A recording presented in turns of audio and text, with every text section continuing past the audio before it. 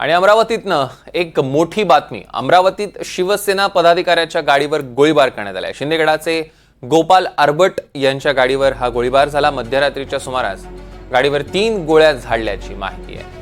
अमरावती वलगाव ते दर्यापूर मार्गावर ही घटना घडली। काही दिवसांपूर्वी अमरावती जिल्हा प्रमुख अरुण पडोळे आणि गोपाल आरबट यांच्यात वाद सुरू होता। दृश्यांमध्ये आपण बघू शकतोय अमरावतीत शिवसेना पदाधिकाऱ्याच्या गाडीवर गोळीबार झालेला आहे।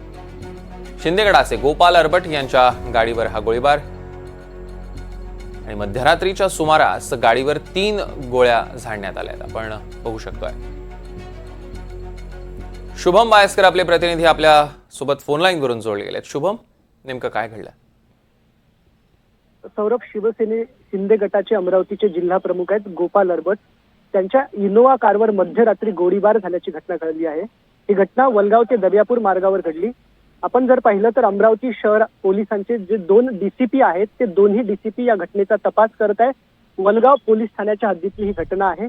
अमरावती पोलीस या संपूर्ण घटनेचा तपास करत आहे। आपण जर पाहिलं तर गेल्या काही दिवसापूर्वी शिवसेनेच्या 2 जिल्हा प्रमुखांमध्ये वाद निर्माण झाला होता। वादाचं कारण जे आहे थेट पोलीस स्टेशन पर्यंत पोहोचलं होतं। या संदर्भात शिवसेनेचे जे पहिले जिल्हा प्रमुख आहेत गोपाल आरबट, त्यांनी शिवसेनेच्या शिंदे गटाचे दुसरे जिल्हा प्रमुख आहेत अरुण पडोळे यांच्या संदर्भात अमरावतीच्या दर्यापूर ठाण्यात तक्रार देखील दाखल करण्यात आली होती। शिवसेनेच्या शिंदे गटामध्ये सध्या वर्चस्ववादाची लढाई सुरू झाल्याच्या चर्चा आता पाहायला मिळत आहे।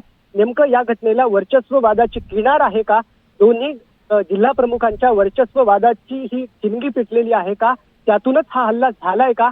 या सगळ्या गोष्टीची कारदेमीमांसा सुरू झालेली आहे आणि पोलीस त्या दिशेने तपास करतायत। सौरभ, शुभम, यावर लक्ष ठेवून असा त्याचे अपडेट्स आम्ही तुमच्याकडून घेऊच। तुर्तास धन्यवाद।